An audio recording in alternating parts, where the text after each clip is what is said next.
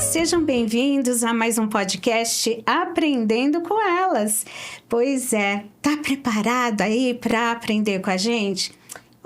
Eu quero dar uma dica que eu não dei nos outros podcasts, mas eu quero fazer isso agora. Pega aí um caderno, uma agenda e vai anotando coisas, porque às vezes a gente vai aprendendo e acha que vai guardando tudo aqui. Na hora que a gente precisa, olha, esqueceu, tá no arquivo tão lá bem guardadinho que a gente, até conseguir acessar, demora. Então, vai anotando para depois você reler as suas anotações. Por quê? É aprendendo. E para aprender, a gente precisa focar, anotar, porque isso vai trazer benefícios. Então, antes de eu falar do nosso tema e da nossa convidada, lembra que você precisa fazer algumas coisas, além, é claro, de anotar. Você vai curtir, comentar e compartilhar. Rapidinho, faz isso. Sabe por quê? Porque o YouTube vai entender que este conteúdo é importante porque você curtiu, você comentou e vai levar para mais pessoas se beneficiarem deste conteúdo. Então, um simples gesto teu ajuda muita gente que às vezes você nem conhece. E também, as pessoas que você conhece, corre lá nas suas redes sociais e divulga o conteúdo desse podcast, porque aí você vai também estar ajudando pessoas que você conhece.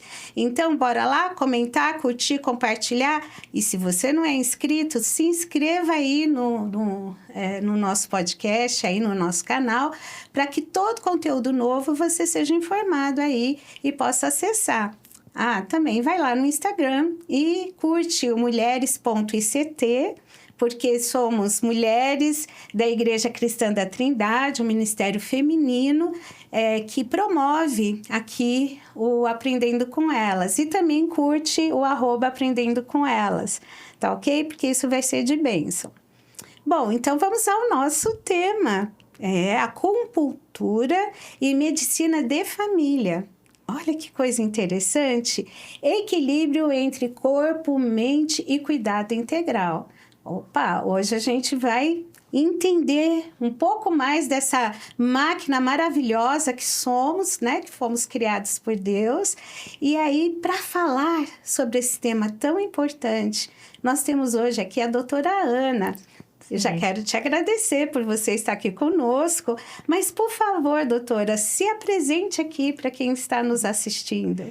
Eu que agradeço o convite, foi muito importante, a gente poder estar aqui participando disso e aprendendo realmente com quem sabe, a gente nunca sabe de tudo.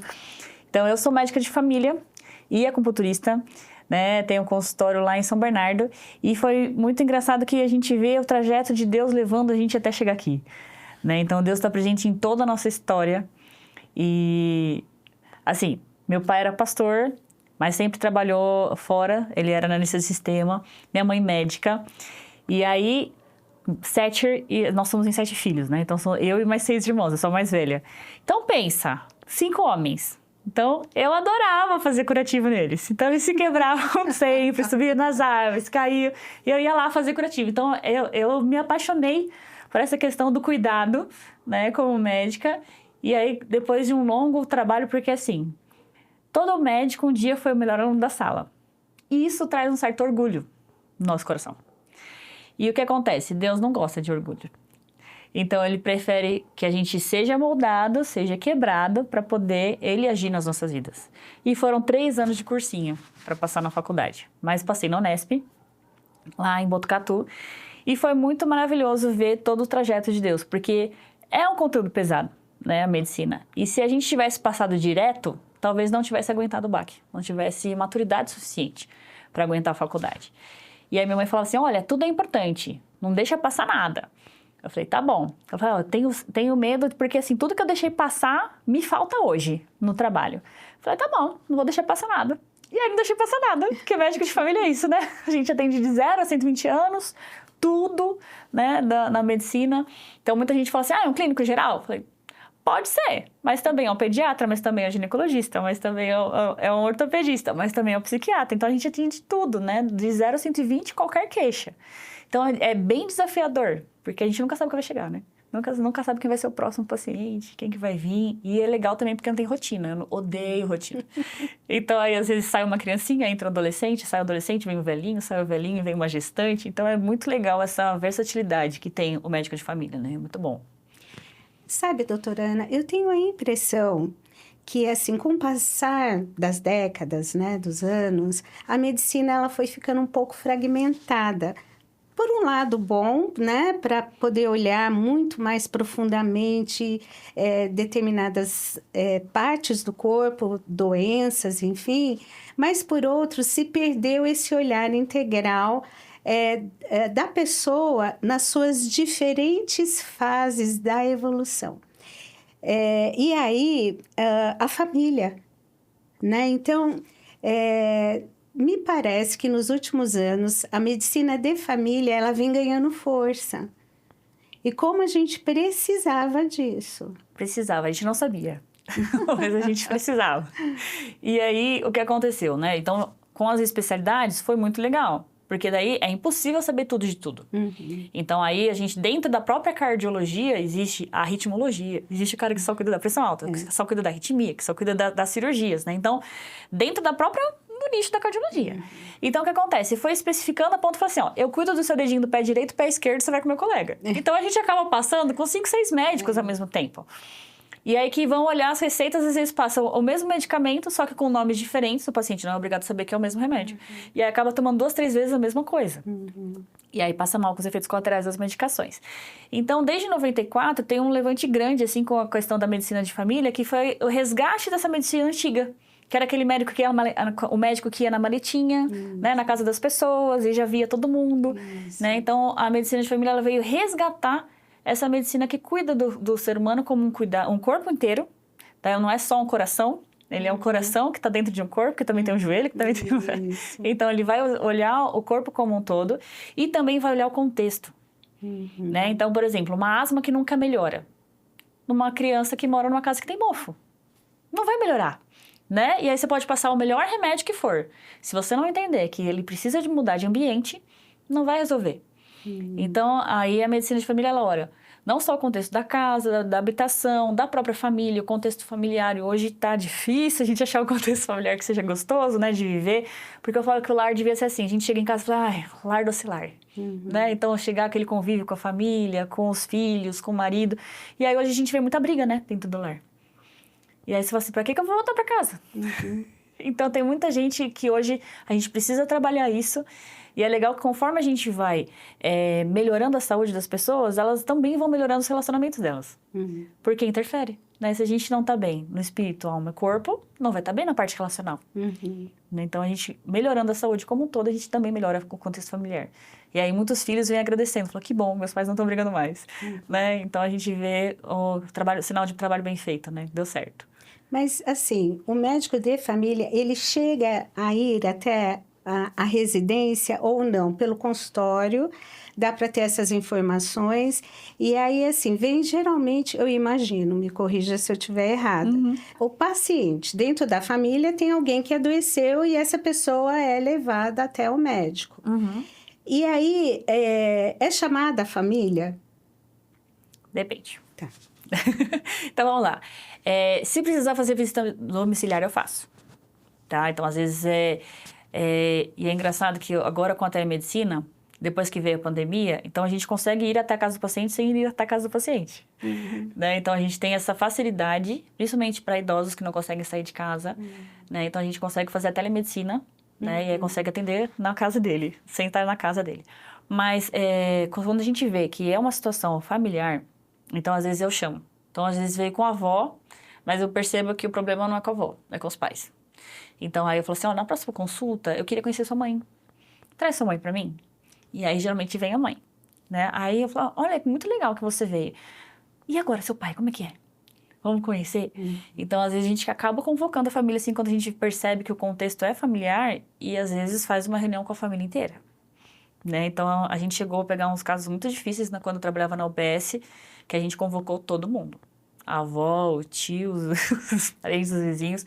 E a gente faz um genograma de toda a família, né? A gente estuda todo mundo, qual o paciente que veio doente, mas todos os fatores que levaram ele a adoecer. Né? Então, a gente consegue fazer essa intervenção por família mesmo. Existe resistência por parte da família? Geralmente, a gente não gosta que cutuque a nossa ferida. Ninguém gosta de falar dos nossos defeitos. Né? A gente gosta de falar do defeito dos outros. O nosso, não. Então, o errado não sou eu, o errado é você. Então, quando a gente começa a cutucar um pouquinho mais fundo, né? Fala assim, olha, você acha que se por esse caminho, talvez você não tenha contribuído com isso dessa forma? Não, a primeira resposta é sempre não. E aí, conforme a gente vai passando consultas, aí eles vão entendendo que, não, realmente, pode ser que eu tenha feito alguma coisa. Né? Então, aí a gente vai... a gente até teve um caso de uma paciente com depressão pós-parto e ela mandou o marido embora de casa. Falou, vai embora, aqui, não quero mais você. E era um filho super esperado. Eles fizeram fertilização in vitro, sabe assim? Todo aquele cuidado para aquela criança. A criança nasce e ela não estava entendendo o que estava acontecendo. E aí, manda o marido embora. Aí, junto com a avó, que eu já conhecia também, aí, junto com a avó, junto com a psicóloga, a psiquiatra, a gente gosta, como médico de família, a gente gosta de trabalhar em rede. A gente não gosta de trabalhar sozinho, né? Então, a gente fez todo um contexto ali, conversou com elas, entrou com a medicação que precisa, necessário, né? Tem momentos que a gente precisa entrar. Chamou o marido de volta e falou assim, olha, é o seguinte, ela estava gritando pra você, pedindo por ajuda, e não estava sabendo como. O jeito que ela entendeu foi te mandar embora. E aí teve uma reconciliação familiar, eles estão juntos hoje, estão curtindo a bebezinha já está com 7 meses, né? Então a gente conseguiu intervir a tempo, né? E rápido. Mas às vezes a gente não entende, né? Por que a mulher está brigando, ou porque está acontecendo alguma coisa, mas é um pedido de ajuda, na verdade. Sim, né? Sim. Poder entender o que é que está influenciando, né? Porque muitas vezes, assim, a desinformação, ela acaba sendo um problema, né? Então, eu falo que a mulher grávida, ela tem uns holofotes sobre ela por meses, né? Porque a barriga começa a aparecer, não tem como ela passar despercebida. Todo mundo olha, vê, pessoas que você nem conhece querem chegar, perguntar alguma coisa sobre o bebê, passar a mão na barriga, enfim. Então, ela está ali, ela recebe cuidados, ela recebe atenção e tal. Nasceu a criança, ela fica invisível. É só o bebê. Tudo é só o bebê. Só que ela, a mulher, ela passou por um parto, os desequilíbrios hormonais, o corpo tentando, né? Agora, se preparou 9 meses gerando uma vida, agora essa vida já não está mais ali dentro, né? Então, são muitas questões, muitas coisas, né, que passam e que acabam interferindo. Por quê? Porque o ser humano é um todo. Com né? certeza. Então... E aí, se uma coisa não tá bem, não vai ficar bem, né? A gente fala mente sã, corpo são, mas a gente vai além. É a mente, é o corpo, é o espírito e as relações. As relações. Né? Então, os 4 pontos juntos, funcionando como um todo, aí a gente tem um relacionamento saudável. Porque às vezes algumas questões ali que não foram trabalhadas, não foram resolvidas, aí naquele momento de ebulição, né, não tem como. E é muitos hormônios, né? Gestação não tem como. Né? E aí, assim, às vezes ganhava massagenzinha do marido no pé, aí nasceu, o marido vai fazer massagem no neném. Fala, pô, e eu, né? Cadê? Lembra, né? Você, né? Então... Mas tem esse baque. E tem a questão hormonal também. Né? Então, quando a gente passa pelo parto e vai para a parte de amamentação, o nosso corpo direciona todos os hormônios para a prolactina, para produzir o leite, né? Então, a gente tem a ocitocina, que é o hormônio do amor, senão a gente não amamentava o nosso bebê. Porque, olha, é um calvário, né? Eu falo que o primeiro mês, principalmente, é difícil. E aí, depois, a amamentação, ela vai ficando aquela coisa bonita, aquela coisa... Mas ninguém conta essa parte, né? Não conta. Não conta. Fala assim, é lindo, a propaganda de margarina, tudo certo, né? E eu fazia grupo de amamentação no posto. E os meus 2 primeiros filhos eu não tive problema nenhum. Sabe aquela gestação tranquila, que nem enjoo tem? Abençoada por Deus, assim, né? Deus veio e falou assim, essa daqui não vai passar mal. E aí, agora eu tive a 3ª filha. E essa foi assim, tudo que as grávidas têm. Como é que é? Então, enjoei até o 9º mês, até a hora do parto, né? Então, e ela foi uma bebê que não pegou o peito. Olha. E eu falo assim, gente, eu dou aula de amamentação. Que absurdo, como que eu não consigo amamentar minha filha? Os outros 2 pegaram centro cirúrgico. O que aconteceu? Desaprendi, né? Mas que cada bebê, ele é diferente do outro. Não adianta a gente pôr, pode ter 10 filhos, vai ser tudo diferente, né? E aí, nessa, deu um trabalhinho, teve que ficar internada na UTI por conta de falta de desidratação, porque ela não conseguia mamar. E aí, depois que foram descobrir que ela tinha uma linguinha meio presa, mas que não tinha aquele negocinho que cortasse... Aí, filho de médico dá tudo diferente, né? Então, aí a gente foi descobrir, até descobrir, deu certo. Hoje ela mama no peito e na mamadeira. Olha. Tudo certo, né? Leve na minha cabeça, que na minha cabeça era só o complemento era para mães preguiçosas. Então, Deus vai quebrando esse orgulho também, né? Então, o complemento era, não, a mãe é preguiçosa, não gostou de amamentar porque dá trabalho, então ela usa o complemento. Não. É que precisa, tem hora que precisa, não tem como, né? Então, Deus foi quebrando meu orgulho nessa parte também, falou, você não é a melhor mãe do mundo, ó, tem problema pra amamentar também. E aí, ela veio para quebrar todos os meus paradigmas, né? E é interessante, né? Porque um filho não é igual ao outro, uma gestação não é igual à outra. A gente vai aprendendo a entender essas diferenças e até lidar, né? Porque parece que é assim, nossa, eu tenho que fazer tudo igual porque aí mostra que eu amo igual. E não, né? Existem as individualidades, as diferenças, que a prova de amor é poder olhar para isso e respeitar isso e não colocar numa régua de comparação ou pôr todo mundo na mesma forma, né? Mas para a gente aprender isso na hora não dá não, né? A gente depois... A rede de apoio ajuda muito, né? Se é uma rede de apoio, a rede de apoio ajuda muito. Que acolhe. E é assim, né? A rede de apoio, eu falo que não é só o pessoal que está dentro de casa, né? Que é o pai e os outros irmãos. Mas também os avós, os tios e quem participa da igreja tem uma rede de apoio imensa. Né? Não só como uma rede de apoio de suporte de oração, mas também de ajuda mesmo, né? De, tô indo na sua casa, vou pegar no colo, preciso de ajuda para ficar com os outros, né? Então, a igreja dá um suporte muito bom também nessa questão da rede de apoio. Né? E aí a gente aprende também com as mais velhas da igreja, né? Então, como é que você fazia? Como é que é? Mas você sabe que essa troca é muito boa. Eu tenho visto uma diferença nessa geração de que eu preciso me vincular com a criança, eu quero todo mundo longe. Ok, verdade, precisa se vincular, né? Precisa... Mas, e às vezes acaba excluindo, né, uma rede de apoio que seria tão importante. Óbvio, respeitando, entendendo que a mãe tá se vinculando, principalmente mãe de primeira viagem, né? Mas eu tenho visto isso e eu tenho visto algumas famílias reclamarem disso. Né? Assim, puxa vida, eu não posso, né? Tudo que eu vou falar, você não sabe de nada, porque agora, até um tempo atrás, era papai Google responde tudo. Agora tem as IAs, né? Ou tem os GPTs da vida. Pois é, né? E aí tudo responde. E que aparece nas consultas também, tá? Com certeza. Eu já vi lá no GPT. Pode ser isso. O que você acha? Né?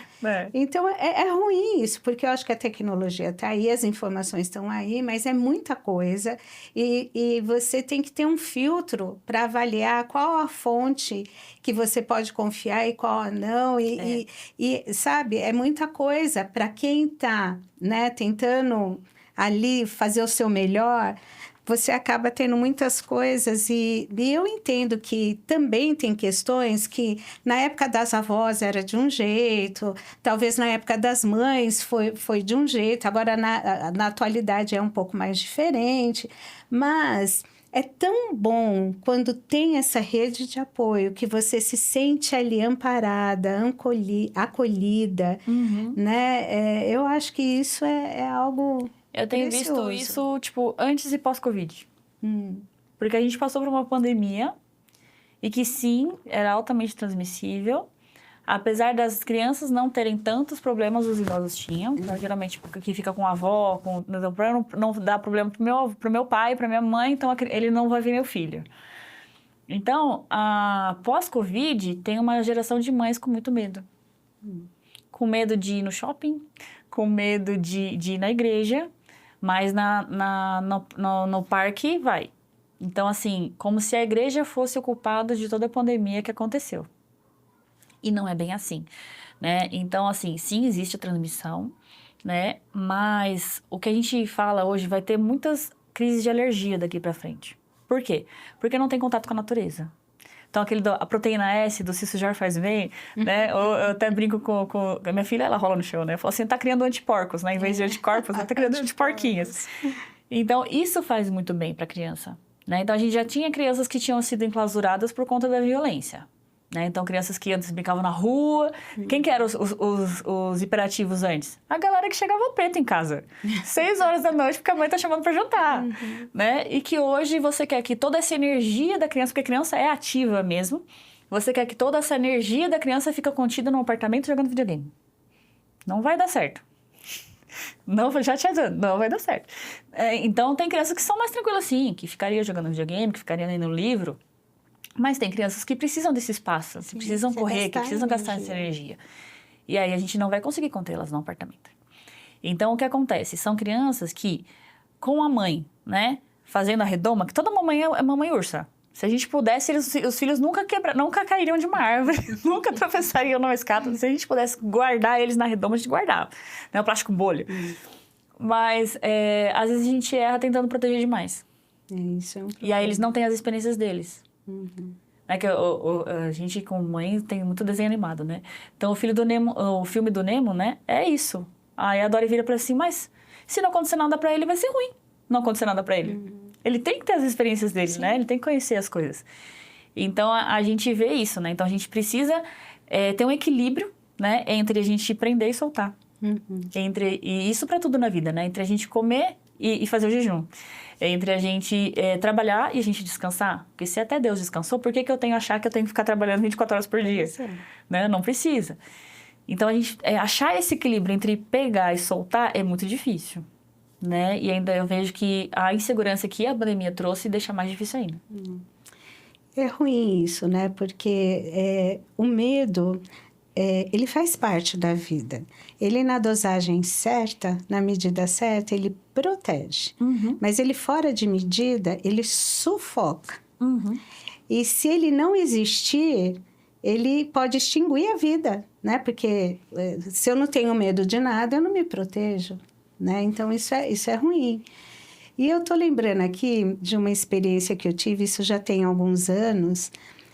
Nós fizemos um retiro com as crianças da igreja. Gostoso. Ai, que delícia que foi, né? E eu lembro que o mais novinho tinha 5 anos, né? Ele foi, e os pais, assim, preocupados, né, e tal. E ele todo feliz, porque ele estava indo, não chorou, olha, foi assim, super gracinha. E aí, teve um dia que a gente estava ali, né, de tardezinha com as crianças e tinha gincanas, tinha as brincadeiras, atividades para eles tal, e estava num momento, assim, de descanso, podia brincar do que quisesse. E eu estava lá com uma outra irmã e a gente estava com um grupinho de crianças, né, e aí tinha, assim, uma ribanceira de grama, né? Porque nós estávamos num sítio de uma irmã, então, assim, tinha aqui um platô que tinha um riozinho, aí vinha, né, uma outra ribanceirinha. Eu acho que, me parece que a topografia, né, do terreno, ela era inclinada, então eles foram fazendo platôs, né? E aí tinha um outro platô, e aí tinha grama, e nesse platô aqui estavam as barracas, né, para a gente acampar e tal. E aí uns papelões, né? Então a gente falando para as crianças, olha, pega, escorrega. E eles estavam se divertindo ali, né? Muito gostoso e tal. Aí o meu filho, na época, ele tinha acho que uns 8 anos, 8 anos no máximo. Acho que talvez até menos. Bom, mas ele veio assim do meu lado, ele ficava assim, nossa, olha só o que eles estão fazendo, né? E eu falei assim, nossa, eles estão se divertindo. Eu acho que está muito legal isso. Mas eles estão se sujando. Eu falei, ué, mas a brincadeira é para se sujar? Lembra que a gente falou que era para trazer roupa para poder brincar, sujar, se divertir, né? Mas eles vão sujar. Eu falei, mas a ideia é essa, é se sujar. E olha que eu nunca fui aquela mãe que não se suja nada disso. Mas eu acho que o ambiente era novo, ele não conhecia. E aí ele, mas... Aí eu falei assim, nossa, mas olha, tá tão gostoso. Olha só como eles estão rindo, como eles estão se divertindo. Você não quer experimentar e ver? Mas eu vou me sujar. Eu falei, e daí? Depois vai tomar banho, vai trocar de roupa, não tem problema, né? Aí ele ficou olhando assim, aí ele foi saindo de perto de mim, foi subindo ali, chegou lá em cima, tal, foi vendo, pegou lá um papelão, tal. Aí ele falou, mãe, vem que você vai se divertir, olha, aqui embaixo eu te pego, pode vir. Aí ele foi, desceu, mas com um sorriso. Ele falou, ai, que gostoso! Nossa, eu consegui. Eu falei, não foi bom, não foi legal? Vou de novo. Pode ir de novo, quantas vezes você quiser. Ou brincar, né? É muito bom. A criança, quando ela tem essa permissão, ela é criativa. Né? Ela vai buscar meios de se divertir e de brincar. Fala, quer estimular a criatividade da criança, desliga o celular. Desliga o celular, desliga a tela. O tédio é o melhor jeito de deixar elas criativas. Né? Então, a gente costuma... Meu marido tem uma loja de pesca. E aí, quando a gente fala assim, ó, sem celular agora. Mas cria um monte de coisa. Muita coisa lá. E a gente se diverte muito. Então, a gente vê que é outra coisa, né, que está acontecendo hoje em dia, as crianças cheias de tela, né? E aí, a gente tem o burnout da tela. Então, você vai ver que as crianças vão ficar irritadas, elas vão ficar mais briguentas, respondonas, e tudo é culpa da tela. Era só desligar o celular, não tinha na nossa época, né? Mas falar que eles não vão viver com tela é impossível. Sim, isso faz parte. É impossível porque vai fazer parte da geração deles, né? Tudo vai ser por computação. E meu pai era analista de sistema e eu falava assim, não, eu não vou trabalhar com computador. Eu odeio computador, sou dos livros. E ele falou, olha, você pode até comprar uma tela redonda. Porque eu falava, eu odeio essa tela quadrada. Você pode até comprar uma tela redonda, mas que você vai usar computador, você vai. Mas não deu 2 anos, o posto de saúde tinha computador. Então, que hoje é impossível a gente não ter tecnologia, né? E que, de certa forma, é muito bom. Porque sem tecnologia a gente não alcançava o mundo inteiro, né? Sim. É muito interessante, porque a gente está aqui conversando, a gente não sabe nem para onde vai, nem qual é o alcance, né? E aí, quando a gente vê lá, quando os discípulos ouviram, né, que a gente tinha que Jerusalém, Judéia e até os confins da terra, isso aqui é até os confins da terra, né? Porque a gente não sabe o alcance que isso tem, né? E é muito importante a gente pensar, né? Olha só qual a importância da gente ter de uma conversa. Pois é. Uma conversa da gente aprender uma com a outra, né? E como é importante isso? Claro, a tecnologia faz parte, a gente tem que... Mas não deixar, né?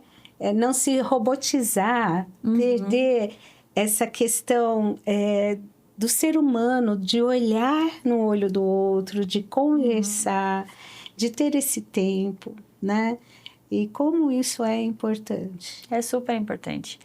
E aí você estava falando das emoções, e aí todas as emoções foram criadas por Deus. E o medo é isso, né? É segurança. Então, existem algumas síndromes genéticas que você não tem medo. E não passa da adolescência. Porque não se protege. Não vai olhar para atravessar a rua. Não vai pôr o cinto de segurança quando está dirigindo. Então, assim, não se protege, né? A ansiedade foi criada para quê? Para a gente se organizar. Porque se eu não sou um mínimo ansioso, eu não estudo para a prova. Eu não consigo me preparar para uma entrevista de emprego. Né? Então, eu vou levar a vida como se não tivesse problema nenhum, nenhuma preocupação, né? Agora, o que não pode é as nossas emoções tomarem controle da nossa vida, porque o medo paralisa, né? A ansiedade faz com que a gente esteja correndo a uma velocidade de 300 km por hora numa avenida que era 60, não vejo placa, não vejo retorno, não vejo nada. Então, a ideia da gente parar um pouco, né, pisar no freio e aprender a desfrutar a vida é muito importante. Então, o que a gente tem falado hoje da questão da alimentação, que a gente virou jargão, né, abrir menos e descascar mais, é a questão de desfrutar a vida. Então, se a gente fala assim, uau, já estamos em novembro, como passou rápido esse ano, significa que a gente não aproveitou o ano. Né? A gente foi no automático. Então, o que você comeu ontem? Sei lá, tem que parar para pensar? Foi no automático. Então, quando a gente fala assim, desfrutar a vida, é desfrutar em todos os momentos. Então, a gente está aqui conversando, a gente está aqui conversando. O que ficou lá para trás, para fora da porta, ficou para fora. Né? Quando a gente está em casa, a gente está em casa. Porque hoje os pais estão em casa, mas não estão. Isso. Né? Então, de estar em casa. Estou no trabalhar? Estou trabalhando. Estou comendo? Estou comendo. Qual que é a temperatura da comida? Qual que é a textura? Quais as cores que eu coloquei no meu prato? Atenção, né? Atenção plena em cada partezinha que a gente está fazendo. E aí, com isso, a gente vai ter um aprendizado melhor e a gente vai perceber que a vida ficou mais gostosa. Sim.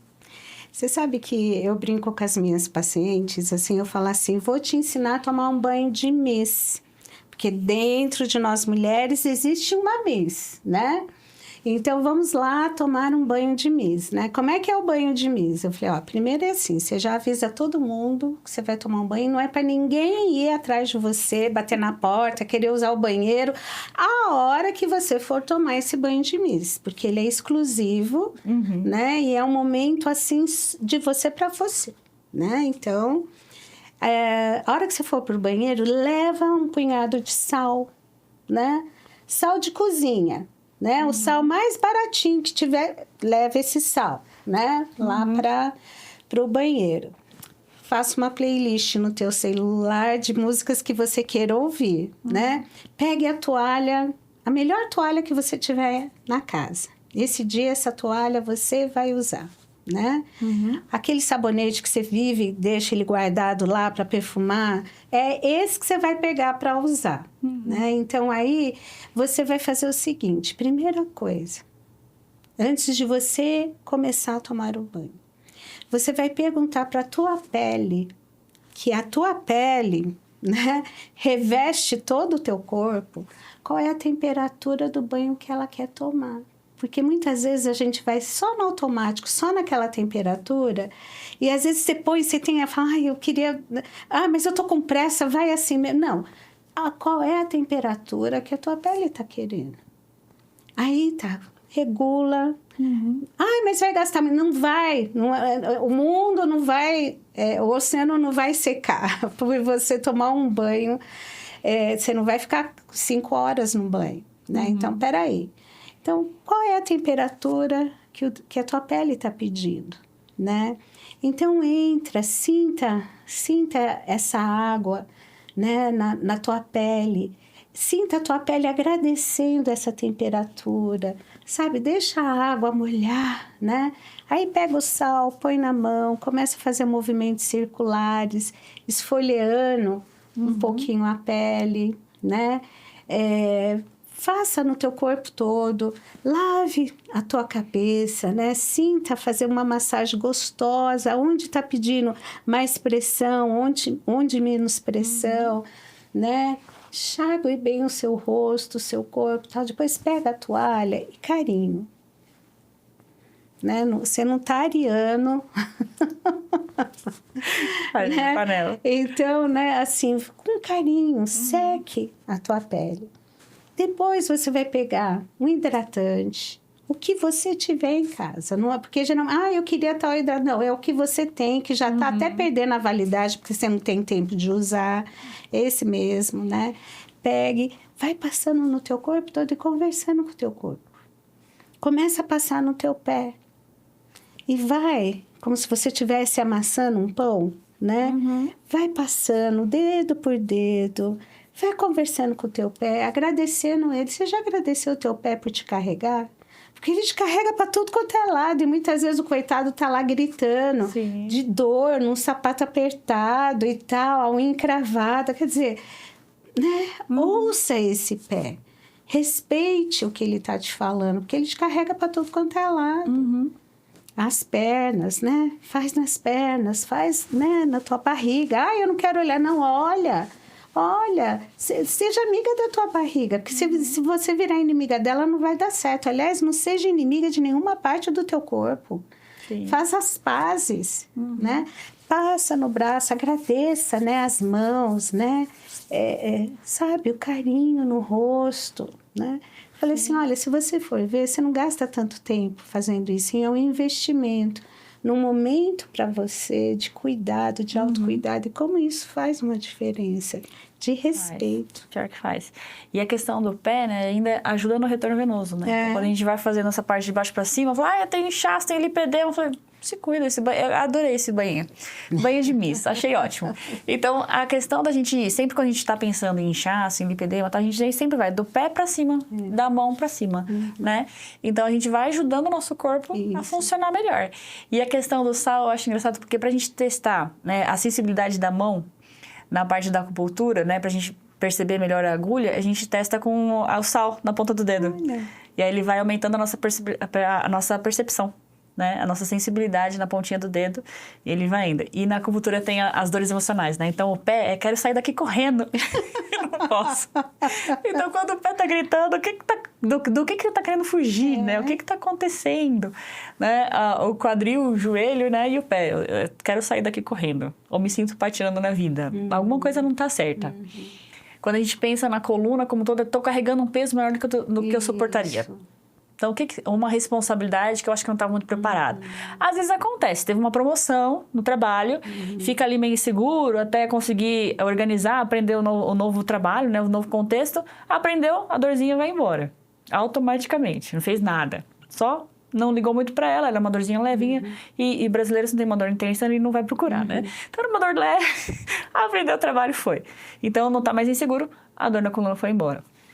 Ombro, cotovelo, punho, eu quero fazer, mas não deixam. E o que eu não quero fazer, eu sou obrigado a. Então, essa contrariedade dá muita dor no membro superior. Né? E dor de cabeça, eu não entendo o que está acontecendo. Então, tem alguma coisa aqui que eu não estou entendendo. E é engraçado que tinha um paciente que ele tinha uma dor na lombar e ele teve que ser arrimo de família com 5 anos de idade. Uau. A mãe alcoólatra, cuidava da avó, tinha pedido dinheiro no farol, subia com coco, fazia um monte de coisa.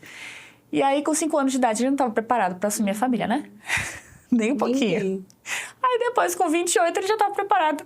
Contei para ele, falei, olha, sua dor da coluna começou por aqui. Ele já fazia tudo certinho, já fazia atividade física, já fazia alimentação, abdômen trincado, que a gente fala assim, dor na coluna é falta de força no abdômen. Não, o abdômen dele trincado, né? Eu falei assim, só vou te falar um negocinho. A sua dor emocional começou lá com 5 anos de idade, porque você teve que fazer isso, tal. Fiz os pontinhos da acupuntura emocional, não volta mais a dor. Olha que lindo. Então, assim, é impressionante, porque se a gente não trata a emoção, não trata. E ele nem sabia por quê. Teve uma outra que foi, o pai faleceu, e aí com 4 anos de idade ela tinha que encher a caixa d'água do vizinho. Então ela carregava balde na cabeça e enchia a caixa d'água do vizinho. E tinha uma dor de cabeça dos 4 anos até os 54. Meu Deus. Quando chegou nos 54, a gente contando história e nada de achar de onde vinha essa dor de cabeça. Eu falei, como é que foi sua infância? Aconteceu isso. Quantos anos você tinha? Primeira vez que você teve dor de cabeça na vida. Eu tinha 4 anos. Seu pai morreu com quantos anos? 4 anos. Eu falei, tá. Você não estava entendendo o que está acontecendo. Hoje você pode entender o que aconteceu. E aí também conseguiu melhorar as dores dela. Então é engraçado quando alguma coisa não está funcionando, certeza que tem alguma história por trás. Algum tratamento não está dando certo, você está fazendo tudo o que precisa e não vai, tem alguma emoção por trás. Aí tem que ver aonde está essa emoção. Olha que interessante. Vocês estão vendo só quanta coisa que o corpo, gente, ele não está separado da emoção, da nossa alma, do nosso espírito. É tudo junto e misturado, né? A gente faz a separação para poder entender, porque essa máquina foi Deus quem fez e a imagem e semelhança de Deus. Tá anotando? Tá escrevendo aí? Para não esquecer? Já curtiu, comentou e compartilhou? Bora compartilhar esse conteúdo com outras pessoas para abençoar, né? Então, bora fazer isso. Me fale mais sobre a questão da acupuntura, né? Eu tinha o maior preconceito. Eu acho que os cristãos, né? Geralmente os cristãos têm. Porque a gente olha o símbolo do Yin Yang, já lembra do taoísmo, já fala, isso aqui certeza que não é de Deus. Mas com a medicina eu tinha certeza que Deus existe, né? Com a acupuntura não tem dúvida. Porque cada pedacinho do seu corpo tem a representação do corpo inteiro. Impossível ser sem querer. Então, quando tá lá em 1 Coríntios 12, né, que fala, o pé não fala da mão, que não fala da nariz. Por quê? Porque, na verdade, hoje a gente vai ter, por exemplo, eu brinco da coluna, né? Então, a gente tem coluna na lombar. Aqui na lateral do pé, a gente tem coluna na lombar. No nariz, a gente tem coluna na lombar. Aqui do lado da orelha, aqui em cima do cabelo. Na parte daqui da orelha, a gente tem coluna aqui no lateral da mão. Tem aqui na parte de cima da mão. Cada pedacinho do nosso corpo tem a representação da coluna em algum lugar, né? Então, é muito impressionante porque cada pedacinho tem. E eu fui como paciente. Eu tinha uma dor na lombar, carrega mais do que pode suportar. Então, eu tinha uma dor na lombar e eu travei a primeira vez com 18 anos, de não levantar da cama. E tava já trabalhando no posto de saúde, acordava com dor, dormia com dor. Dorzinha a gente não procura, né? Então, 3, 4 ali a gente vai aguentando. Mulher Maravilha, a gente faz isso, né? Então, a gente vai aguentando dor na coluna e aí uma médica lá do posto falou assim, eu tô com umas sementinhas aqui, eu faço acupuntura. Você quer? Tá bom, né? Já tava com dor mesmo, a gente aceita qualquer coisa com dor. E aí, ela colocou a sementinha e minha dor passou. Eu falei, que você fez? Eu falei, como assim? E ela começou a me explicar que era pura anatomia. E aí ela contou assim, foi o seguinte, a gente veio, Richard Nixon, na década de 70, foi visitar a China, né? Aquela Guerra Fria que a gente estava tendo, né? Então ele foi visitar a China e, sem querer, um jornalista teve apendicite. E apendicite é cirúrgico. Independente de onde você esteja no mundo, apendicite é cirúrgico. E aí, eles falam assim, né? O americano meio prepotente, às vezes. E aí ele falou, olha, vai lá, médico, vê que aqui é meio arcaico essa medicina. Vai ver como é que tá nosso conterrâneo, né? Quando chegou lá, o cara tava acordado. A barriga aberta, os caras mexendo lá na barriga. E o cara falou assim, você tá bem? Tá bem, tô ótimo. Você tá tendo dor? Falei, não. Mas tá sentindo o cara mexer ali, mas sem dor. Ele tava anestesiado com eletroacupuntura. Então, as agulhas ligadas nos eletrodos e fizeram uma anestesia ali local. O que é fantástico, porque eu consigo ver todo o nível de consciência. O paciente consegue me falar se está tendo alguma coisa de esquisito acontecendo no corpo dele. Então, muito bom. E esse médico ficou impressionado também. E aí trouxe 6 médicos de lá para cá. E aí foram em Harvard e estudaram todos os pontinhos da acupuntura com ressonância neurofuncional. E aí foi onde conseguiu fazer todo o embasamento científico, porque antes... Só sei que é assim, há 4.000 anos é assim, vou continuar fazendo. Então, eles conseguiram fazer todo o embasamento científico com a ressonância neurofuncional lá em Harvard. Então, esse pontinho serve pra quê? Esse aqui é um pontinho coringa. Ele é o G4, um monte de gente já falou, faz massagem aqui que melhora a dor de cabeça, né? Melhora de verdade. Então, ele é um ponto de intestino grosso. Então, melhora o intestino, melhora a constipação. O pulmão, ele tá ligado com pele, com boca, nariz, garganta e pulmão. Então, todas as rinites vai melhorar. Pescoço pra cima, na verdade, ele melhora. Aí, dor de dente, dor de cabeça, tá aqui. Imunidade, tá aqui, né? E aí, quando eles foram fazendo, punha a agulhinha aqui, acendia o intestino grosso, mas também acendia a parte das dores, mas também acendia o dente, mas também acendia a cabeça. Uau, funciona pra tudo isso? E eles foram mapeando todos os pontos. Então, hoje a gente tem tudinho mapeado. A gente não sabe ainda por onde é o caminho. A gente tem o desenho do meridiano, mas eles passam perto de nervo, mas não é nervo. Passa perto de vaso, mas não é vaso. Passa perto do sistema linfático, mas não é linfa. E da onde vem esse caminho da energia, a gente ainda não sabe. A gente acha hoje que... A gente achava que as células eram grudadas, né? Mas a gente descobriu que tem um espaço entre elas, que chama interstício. Então, a gente acha que hoje a energia da acupuntura passa por ali. O que a gente sabe é... Coloca o ponto, libera vários neurotransmissores. Acetilcolina, neuroadrenalina, dopamina. Então, vai melhorar as dores, vai melhorar o humor, vai melhorar a alergia. Então, a gente sabe que libera esses neurotransmissores. Por onde passa, a gente ainda não sabe. A gente sabe os desenhos. Mas a gente tem que estudar muito ainda, né? Mas Deus é muito perfeito, né? Quando a gente começa a entender o cuidado dele, porque é um cuidado, né? O Marcos Weber, ele fala que ele é exibido, né? Pra poder ninguém negar a existência dele, né? Então, quando a gente olha o corpo humano, é impossível. Impossível não falar que Deus existe. É muito impressionante. Então, eu vou me deslumbrando. E cada vez mais a gente descobre mais microsistemas. Então, a gente já tem a tradicional, que tem todos os meridianos. E a gente vai descobrindo, inclusive, um brasileiro descobriu vários microsistemas também, o Yamamura. Então, a gente hoje tem os pontos de Yamamura, que daí ele descobriu a representação do corpo inteiro. No osso occipital, no osso nasal, na linha de implantação do cabelo, nos ossos da mão, nos ossos do pé.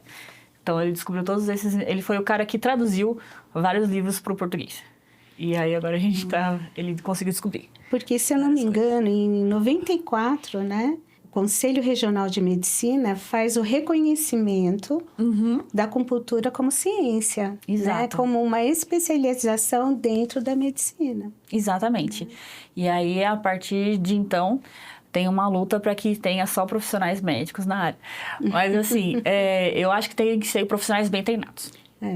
Não dá para um curso de final de semana você falar assim, agora eu sou um acupunturista. Não tem como, né? Então, quando a gente vai procurar um acupunturista, tem que procurar onde você está indo, né? Onde ele estudou, o que ele fez, né? Mesmo médico. A gente não volta em médico que não olha a nossa cara, né?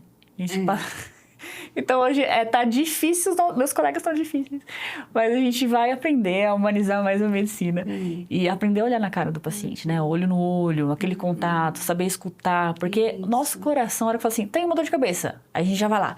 Quais são as 9 características da dor? Pra onde vai? Onde começa? Quanto dura? Segura a emoção, espera o paciente falar, depois, se precisar, você pergunta, porque às vezes nem precisa. olha que coisa interessante. Recentemente, há 2 semanas, né? O meu marido teve um pico de pressão alta, né? Assim, e nós estávamos na igreja no domingo. E aí, ele estava lá também participando da liturgia. E aí ele falou, gente, eu não estou bem. Eu estou sentindo que eu estou tendo um pico de pressão. E aí, a hora que ele sentou, aí já foram, né, 2 enfermeiros lá da igreja, medir a pressão dele. Aí a gente já saiu, fomos lá para o hall de entrada, que aí o pessoal fica tudo, né, o pastor passando mal. Sim. Aí todo mundo... Aí a gente, falei, gente, vamos lá para fora, né? E aí... Auferiram novamente a pressão, ainda estava um pouco alta. Eu falei, vamos até um pronto-socorro. Porque eu acho melhor, né, do que a gente ficar, vai melhorar. Não, vamos. E aí eu fui, levei ele próximo da igreja a um pronto atendimento, e foi um irmão junto conosco. Chegamos lá, né, então ele foi atendido por emergência cardiológica, né, um cardiologista e tal. Um rapaz, mas assim... Ele foi tão atencioso. Ele parou, ele conversou, né? Olhou, queria saber o que tinha acontecido, né? Como é que ele estava, tal, assim, bem... Aí depois ele falou, agora nós vamos aferir a sua pressão, né? E foi conversando e tal, assim... Aí depois eu falei para ele, assim, olha, você está de parabéns, né? Porque num pronto atendimento, né? Você ter um olhar desse, né? Sem pressa para atender, conversando com o paciente, explicando, porque ele foi explicando, né? Ali algumas questões e tal.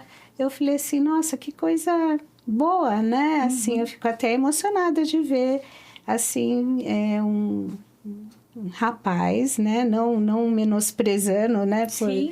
Mas, assim, você ter uma postura diferente, né? Porque olhou nos olhos, conversou, perguntou para o meu marido se ele estava com alguma dúvida, perguntou para mim se eu fiquei com alguma dúvida, né? Fez o encaminhamento, explicou tal coisa...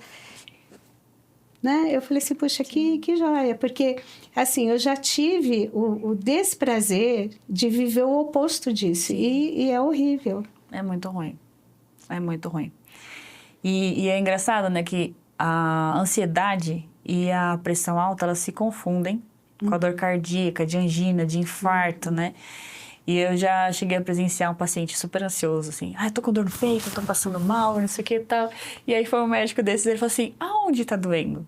Aí ele falou assim, tá doendo aqui. Ele falou, então respira que não é coração. Aí ele falou, como assim? Porque o coração ele dá uma dor difusa, né? Você não consegue dizer aonde tá doendo, né? Então, às vezes dá um peso, parece que tem um caminhão, difícil de respirar, mas você não consegue descrever. Uma dor ardida, sei lá, tá queimando. Aí a hora que ele apontou, não, tá doendo aqui. Aí eu falei, então ansiedade, fica em paz, fica tranquilo. Então, eu já passei por uma situação assim que foi muito legal. Mas também já passei com outra situação, meu pai era hipertenso. E eu falei, olha, ele tem pressão alta e tal, não sei o quê. Aí ela passou um remédio pra gripe, mas que aumenta a pressão. Ai. Aí minha mãe que viu, começou a descompensar a pressão dele. E ela falou assim, mas o que você tá tomando? Tô tomando esse. Ela, não, para, eu não tinha terminado a faculdade ainda. Ela falou, não, para que esse aqui não dá, esse aqui sobe a pressão, você tem que tomar outro, esse aqui não. Então, às vezes também tem isso, né? Do médico que não escuta direito, tá ali no plantão e passa qualquer coisa. Passa o que funciona para a maioria. Mas esquece que a gente é um ser individual, né? Pois é. Então, poder ter esse olhar e esse respeito e ouvir o paciente, né? Porque essa escuta, quando você presta atenção, você vê o que está na entrelinha. E o que está na entrelinha não pode ser desconsiderado. Porque, assim, pra gente, é muito comum falar assim, olha, sua pressão tá alta, você vai ter que tomar esse remédio. Mas a gente não entende o que significa uma pressão alta para o paciente. Isso. E é isso que a gente tem que se colocar no lugar. Né? Alguém na sua família já teve pressão alta? Às vezes, tipo, o pai da pressão alta teve infarto com 40 anos, ele tá com 39. Então, já gera uma certa ansiedade. Vou morrer igual meu pai, não quero morrer novo. O que vai acontecer? Então, às vezes, só o fato da gente falar assim, você tá com pressão alta, tem que tomar cuidado com o que a gente fala. Né? O jeito que a gente fala, como a gente vai falar. Porque tem toda uma história por trás que você tem que saber. Antes de você dar um diagnóstico desse, né? Que vai assustar ele. Não, não tem cura, tem que tomar remédio pra vida inteira. Não, calma. A gente consegue mudar o estilo de vida, fazer uma alimentação com menos sal, menos produto industrializado, vamos fazer uma caminhadinha por dia. Não precisa ser todo dia, calma, vamos fracionar, né? Você tem que ser 120 minutos na semana, dá para dividir isso daí. Não precisa ser 2 horas na academia todo dia. Então, a maioria das pessoas fala assim, não, preciso fazer atividade física. Mas para a gente sair do sedentarismo, que é o que mais mata hoje em dia, não é a não atividade física, é sair do sedentarismo. A gente precisa fazer 30 minutos por dia. Mas pode ser fracionado, de 10 em 10 minutos. Então, 10 minutos na hora que eu estava indo pro serviço, uns 10 minutinhos na hora do almoço para eu ir pro restaurante e 10 minutinhos na hora de voltar pro trabalho. Então, assim, se a gente faz fracionado, não tem problema. Tem que ser num ritmo mais rapidinho, que a gente fique mais cansado, mais ofegante, mas tá valendo. Qualquer coisa. Arrumar a casa, tá valendo. Brincar com os filhos de pega-pega, qualquer coisa, tá valendo. Né? A gente lavar o carro pros homens, tá valendo. Né? Então, qualquer coisa que a gente faça, que saiu ali da rotina, respirou um pouquinho mais, tá valendo como atividade física. Então, a gente fica postergando, né? Eu não tenho 2 horas pra academia. Então, eu vou ter que ir numa academia. Vou ter que ir agora até lá, né? Eu não tenho dinheiro, não tenho tempo. Enfim. Caminhada ainda é de graça. Ninguém barrou a gente ainda na rua pra cobrar a gente. Então, caminhada ainda é de graça. No reto, todo mundo pode. Até quem saiu de cirurgia cardíaca tá valendo. No reto, dá. Aí, você que nem eu que moro em São Bernardo, que é sobe e desce, aí tem que achar um lugar reto e ficar andando só ali. Mas no reto, todo mundo pode. E a gente esquece disso. Então, por exemplo, eu vou de ônibus pro serviço. Pega um ponto depois, desce um ponto antes, já coloca a caminhada no trajeto. Né? Eu vou de carro. Em vez de parar na vaga na porta, o negócio para na última vaga, para você ter esse trajeto para andar. Então, a gente colocar fica leve, fica fácil e dá para fazer. Né? Dá para fazer. Então, mãe de 3, dá para fazer? Dá. Tem que se organizar melhor, mas dá. Né? Eu tenho o oficial, que é o meu Pilates, né? Por conta das dores articulares, eu faço Pilates uma vez por semana. E aí, nos outros dias, a gente faz o que dá. Sai do zero, mas faz o que dá. Né? Mas o importante é fazer. O importante é fazer. Se movimentar, né? A gente precisa do movimento, né? E você sabe que, assim, uma das coisas que eu acho que é muito importante... e o Dr. Jonatas Leônio, né? Ele fala, né, que nós fomos... a gente faz parte do fã-clube. Sim. Nós estamos juntas, né, fazendo a certificação. Sim. Aliás, estamos nos conhecendo hoje, fazemos parte de um grupo que interage, né? Mas ele fala que nós fomos feitos, né, para o jardim. Sim. E como a gente precisa aprender a voltar para o jardim. Simone, eu não tenho jardim em casa. Sim, vamos partir daquilo que temos por perto. Quando você passa em algum lugar, você já viu uma árvore, você sabe o que é uma árvore. Começa a prestar atenção na árvore, né? Começa a prestar atenção no trajeto que você faz. Às vezes você pode se surpreender com coisas que você nunca parou para ver a beleza daquilo, porque passa tão batida, é tão corrida, a vida da gente é tão agitada, e de repente você abre os olhos e fala assim, nossa, mas isso sempre esteve aqui? Verdade. Sim, sempre esteve. Você que nunca viu, né? Então, poder observar isso, poder resgatar essa... que está ali ao nosso alcance. Sim. Eu gosto, assim, como é que eu saio no nascer do sol e eu volto no pôr do sol. Então, a gente fala assim, nossa, mas eu tô saindo no escuro, eu tô voltando no escuro, né? Mas eu já contemplei cada nascer do sol e cada pôr do sol, um mais lindo que o outro, né? Então, a gente prestar atenção, em vez de reclamar que tá saindo e voltando no escuro, que bom que eu posso contemplar o sol nascendo, que gostoso é ver o sol se pondo, né? E a minha caçulinha gosta muito de passarinhos, né? Então, ela vê uma árvore balançando, pode ser o vento. Ela fala, olha, passarinho. Então, ela leva a gente para olhar para fora, né? Olhar para a natureza, olhar as árvores. E isso é muito importante, né? A gente ter esse contato. Precisa. E criança que se sujar, né? Que é o que você falou do seu filho na grama. É super importante. Pé na grama. Né? Hoje o que eles precisam não é mais pé no asfalto, não é pé na grama. Outro dia, uma sobrinha minha deixou o filhinho dela em casa, né? Para eu curtir um pouquinho meu sobrinho neto, que eu falo que ele é meu ursinho carinhoso. O Guilherme, porque eu tenho um neto, mas meu neto mora em outro país, né? Então, graças a Deus, eu tenho sobrinhos netos, né? E como ele mora perto de casa, ele foi passar uma tarde comigo. Eu pus ele... A gente foi passear na praça em frente à minha casa, fomos no escorregador, né, no balanço, aí depois a gente caminhando, eu peguei assim uns galhos secos, né? Eu falei assim, Gui, ó, vamos afastando mas ele amou afastar as folhinhas, né? Eu falei, olha, Gui, vamos. Aí quebrou. Aí eu fui lá, peguei outra, coloquei 2 anos e 8 meses. Aí eu falei, vamos, Gui, vamos. Mas ele amou, Isso né? é tão importante. Nossa, eu queria tão tanta gostoso. memória gostosa. E eu achei, assim... Aí teve uma hora que tinha, assim, um banco de concreto, né? Aí ele parou, ele debruçou e ele ficou olhando assim. Aí eu fui ver o que ele estava olhando. Ele, formiguinha. Eu falei, Gui, você enxergou a formiguinha? Onde ela está indo, né? Ele foi com o dedinho assim, né? Eu falei, olha só... É uma coisa tão simples, tão gostosa, mas foi um momento tão bom para mim e para ele também. Sim. Ele curtiu bastante, né? Assim, a gente ter aquele tempo. Aí eu falei, Gui, olha as árvores, olha quantas árvores, as folhas. Fui conversando com ele, né? E o meu neto, uma vez por ano eu vou vê-lo, né? Então, e a gente faz muita videochamada. E às vezes ele tá no carro... Aí eu falo assim, Tiago, o que você tá vendo? Conta pra vovó. Aí ele fala, caminhão, o carro. E eu falei, tem arvorezinhas por aí? Ele olha, a árvore. Eu falei, meu neto tem 2 anos e meio. Delícia. Né? Aí ele, árvore. Eu falei, meu amor, você tá vendo as arvorezinhas?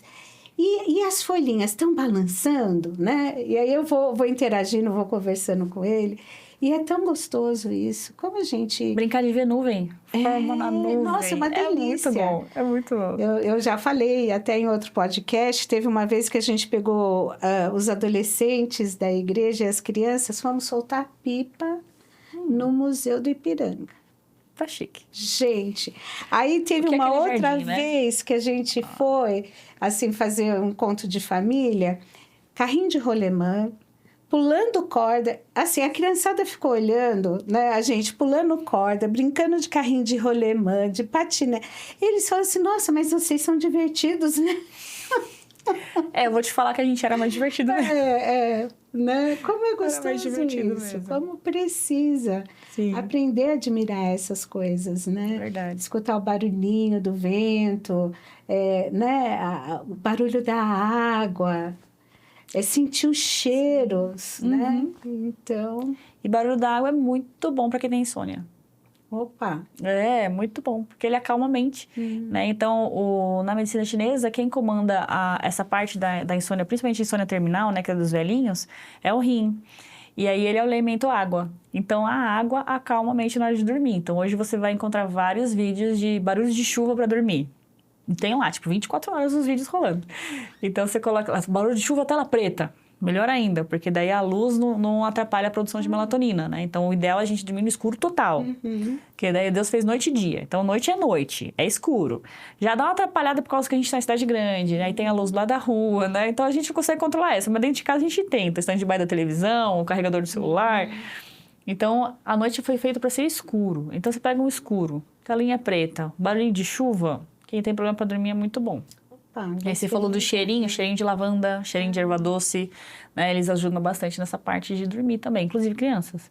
Né? Então, hoje está crescendo aí os óleos essenciais e as pessoas estão percebendo que o cheirinho de natureza, o cheirinho de mato, né? Ajuda a melhorar a nossa saúde em vários aspectos, né? Você sabe que, assim, às vezes, em momentos de estresse, eu sinto necessidade de ouvir barulho de água. Então, às vezes, eu coloco barulho... faço ali uma playlist. Às vezes, sons da natureza.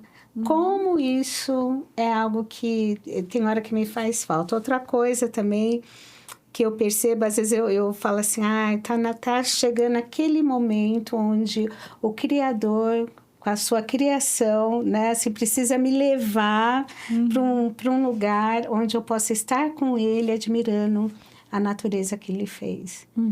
Eu tenho que ter planta perto de mim e bicho, né? Essa interação, principalmente com cachorro, né? Que eu amo cachorro, eu tenho cachorro em casa. Como isso me relaxa. Eu preciso ter essa interação. É o que você falou do jardim. Pois é, o jardim. Bichos e plantas. Como a gente precisa isso. Calma mesmo. E aí, hoje, qual seria o caminho dessa formação para acupuntura? Então, como a gente é médico, a formação seria fazer medicina primeiro, né? E aí depois a gente tem a residência em acupuntura e a especialização em acupuntura, né? Quem faz a residência tá livre da prova de título. Quem faz a nossa OAB, né, da medicina. Quem faz a especialização precisa fazer a prova de título, né? Que daí você consegue meio que validar a sua especialização como se fosse uma residência. Mas então, se você faz a residência, você não precisa do título. A gente acaba fazendo o título também. Mas... Tá. Aí sim, não é necessário. Tá. Né? Mas a especialização é necessária para ter passado na prova de título. Eu lembro que há alguns anos, talvez algumas décadas, uns 15 anos mais ou menos, eu lembro que lá na Unifesp tinha o pronto atendimento, pronto-socorro de acupuntura. E tá funcionando lá mesmo? Tá funcionando ainda. Inclusive, quem descobriu todos os sistemas é o Dr. Yamamura, que era o ortopedista que começou a acupuntura lá na Unifesp. E a filha dele, ele faleceu de câncer de próstata em 2022.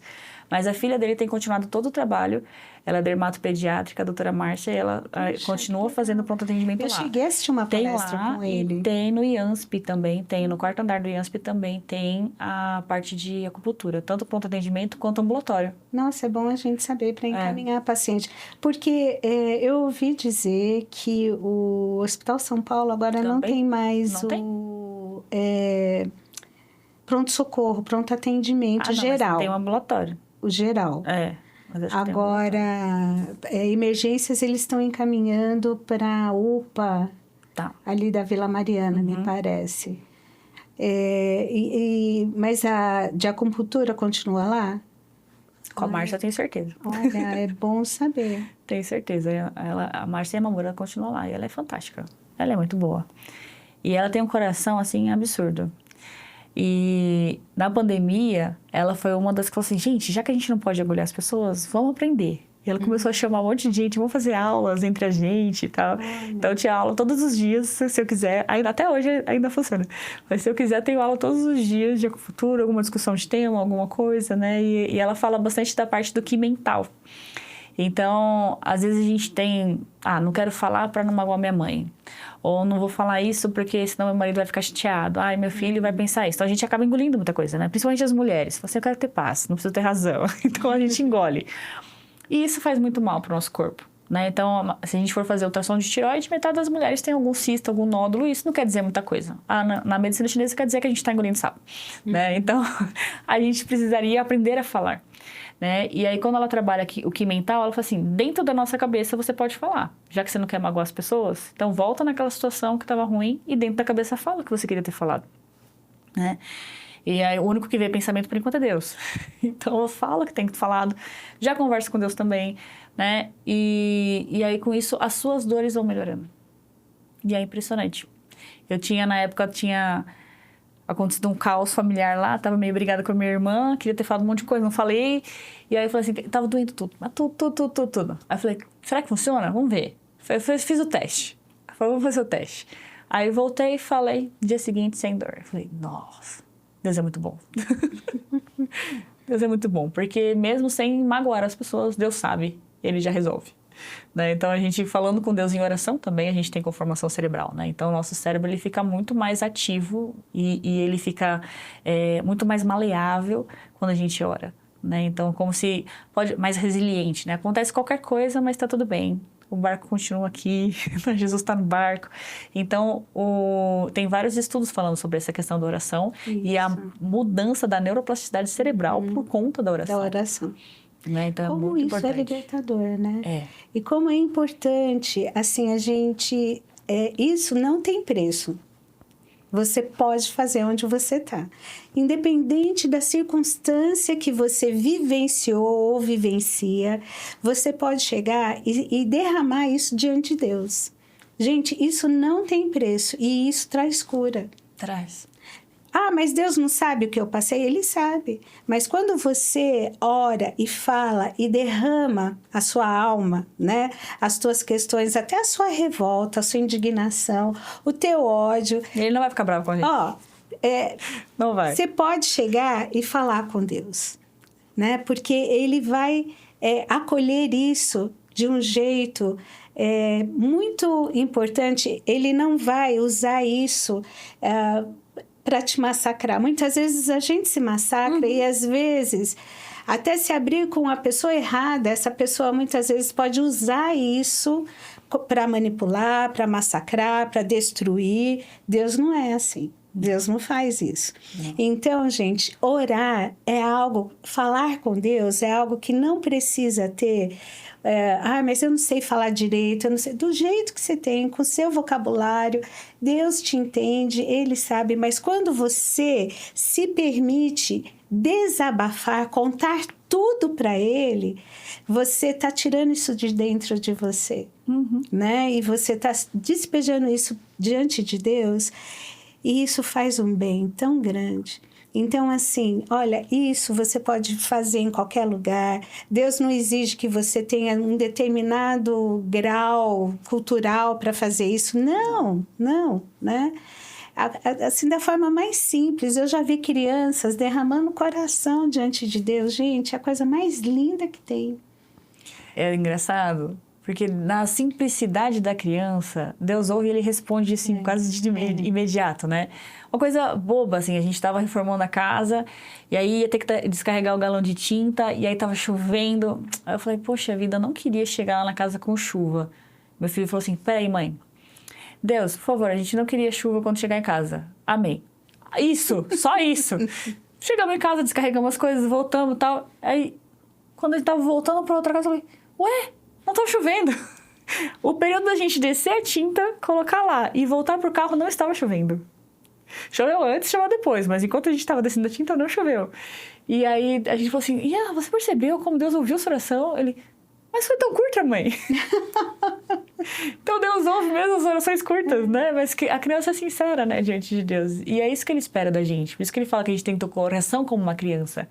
E a gente, como pai, a gente às vezes sabe que tem alguma coisa que aconteceu errado, assim, na escola, né? A criança chega emburrada, você fala, puxa, aconteceu alguma coisa.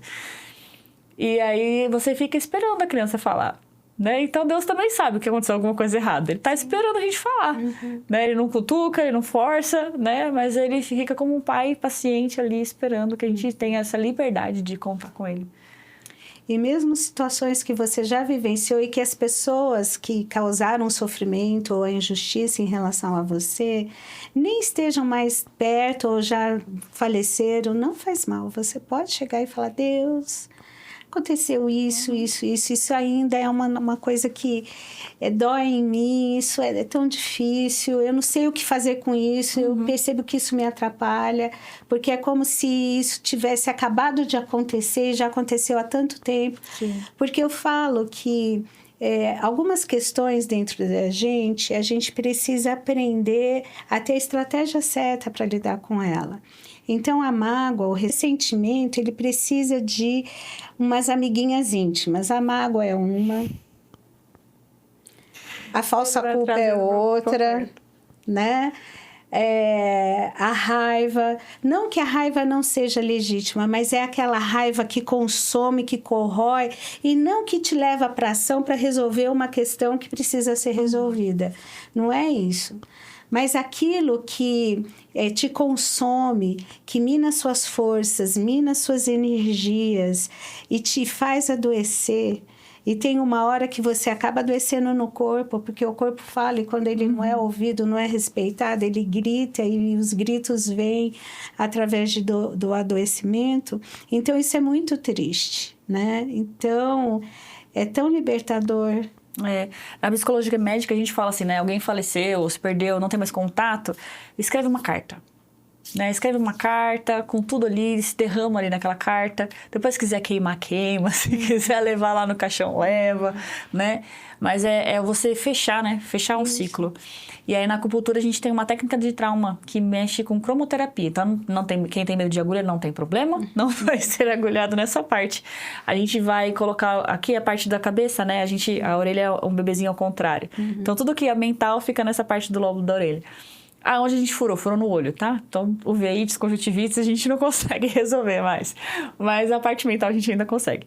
Então, a gente consegue fazer, pelas linhas do trauma, apagar a memória. Então, assim, quem teve abuso, ou quem sofreu um assalto e nunca mais conseguiu, ou pessoas que perderam entes queridos no Covid, e isso foi um baque, porque, né, sai correndo, não tem enterro, não tem velório, não tem nada. E aí a gente consegue suavizar isso. Então, vai esquecer? Não, a amnésia não faz. Mas você lembra não com tanto peso, não com tanto ranço, não com tanta raiva, né? Não com tanta tristeza. Então, você lembra que aconteceu, mas fica um pouquinho mais distante. Então, a gente consegue lidar melhor.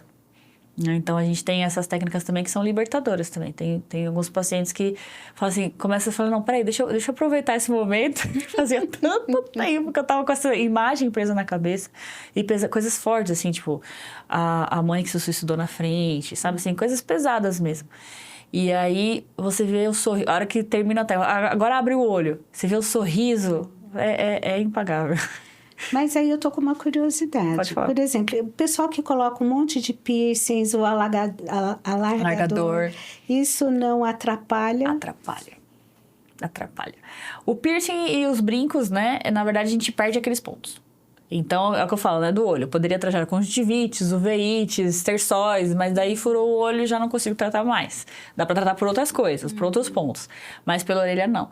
Então, cada furo que a gente vai fazendo, a gente vai perdendo um ponto que poderia estimular.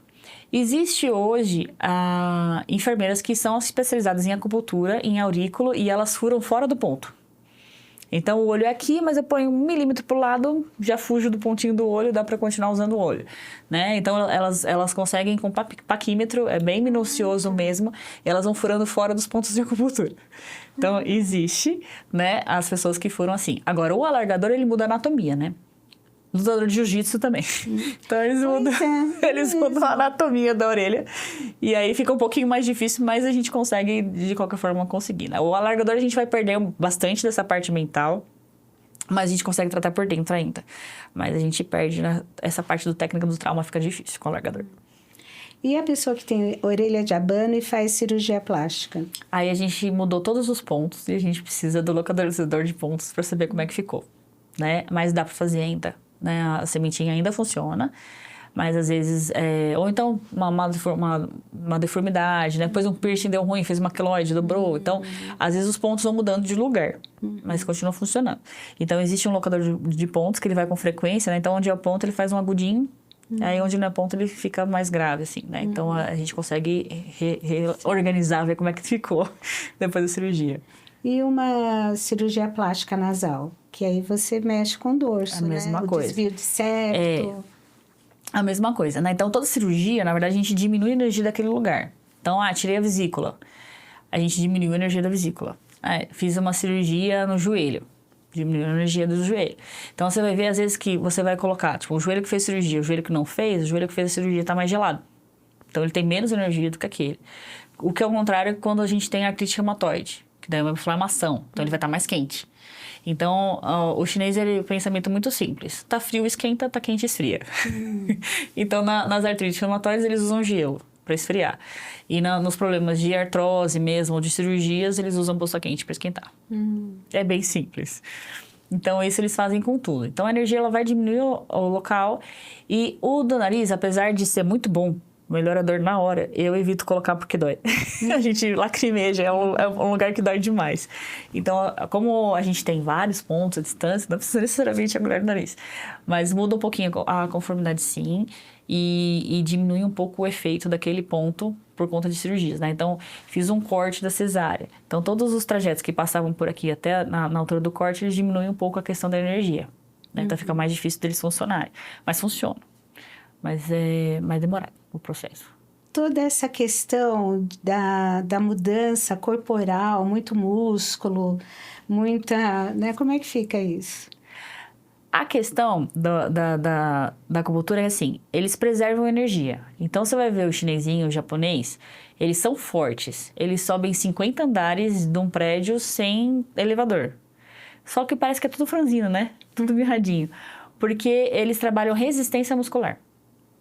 Então, eles fazem uma pose da árvore e fica nessa pose meia hora, uma hora, que vai fortalecendo toda a musculatura, só que trabalha a resistência muscular e não hipertrofia. Hoje a gente vê na academia o trabalho da hipertrofia muscular. Então, isso exige muito da articulação e exige muito do músculo. Então, a gente tem muita lesão de joelho, de coluna, de cotovelo, de cervical. Por quê? Porque as pessoas exageram, né? Então, se for devagar e sempre, ok. Agora, se eu for querer pular algumas etapas, né, aí vai ficar mais difícil. A fatura vem. A fatura vai chegar mais cedo, né? Então, eu falo assim, mas fiz os exames, estão todos normais. Né, por enquanto. Mas a gente trabalha na medicina chinesa com 3 pilares, né? Então, o pilar energético. Então, eu vejo a sua língua, eu vejo o seu pulso, eu olho a orelha e eu falo assim, alguma coisa não tá bem por aqui. Você tem dor em tal lugar? Você fala, não tem. Tá tudo normal. Tudo bem. Aí tem o segundo passo, que é muito frustrante pro paciente. Você tem uma dor no ombro, você faz os exames estão normais. Você tem um cansaço, você faz os exames, estão normais. Então, você fala assim, eu não tô louca. Eu tô sentindo alguma coisa. E o médico fala assim, não, você não tem nada. Você tá normal. Vai pra casa, vai pra fisioterapia, vai pra algum outro lugar, mas aqui não, né? E aí você fala assim, poxa vida, mas eu tô sentindo uma dor no ombro, tá me incomodando, tá difícil pôr a roupa no varal, né? E não apareceu nada, porque tá na fase funcional. Não teve nenhuma lesão. Mas além da energia já estar na mais baixa, já começou a alterar a função do corpo. E a terceira é a parte orgânica. Então, que aparece a bursite do ombro, aparece a hernia de disco. Então, a medicina hoje, ela trata só a orgânica, sendo que a gente poderia ter tratado antes. Né? Então, com a medicina chinesa, aí fica mais fácil, porque daí a gente trata antes de aparecer. Então, quando eu falo para o paciente, tá com uma dor no ombro? Ele fala, não tô. Tá bom, então vou pôr sementinha só para você não ter mesmo. Né? Porque daí a gente consegue melhorar a parte energética sem ele ter nem tido a dor funcional. Então, quando que seria o ideal procurar acupuntura? Bebezinho. Olha. Que tem mais energia, acabou de nascer, né? Então, mas você agulha bebê? Calma, depende. Geralmente a gente faz a parte de acupressão, né, dos pontos. A sementinha sempre pode, então melhora muito cólica, melhora sono do bebê. Quando tem as gastroenterites, né, que é a tal da virose. Então, a gente tem umas plaquinhas de metal que a gente consegue colocar nos pontinhos do intestino para funcionar melhor. Então, a criança, sim, pode fazer acupuntura, não necessariamente com agulha. Adolescente depende do que ele deixou fazer. Então, tem adolescente, sim, que eu agulho, tem adolescente que prefere ventosa, tem adolescente que fica só na semente. E aí, foi muito fofinho, que tem uma paciente, ela pegou e falou assim, tem algum ponto da raiva? Aí eu... Até tem, mas o que tá acontecendo? Que você tá com raiva? Eu nunca tinha falado pra ela que tinha esse ponto. Ela falou, tá tendo jogos escolares na minha escola e meu time é muito ruim. Aí eu falei, nossa, sua língua. Aí a parte do pulmão também tava um pouco afetada. Mas você também tá triste, né? Que você tá perdendo. Ela falou, eu tô. Então eu vou pôr no ponto da tristeza também, pode ser?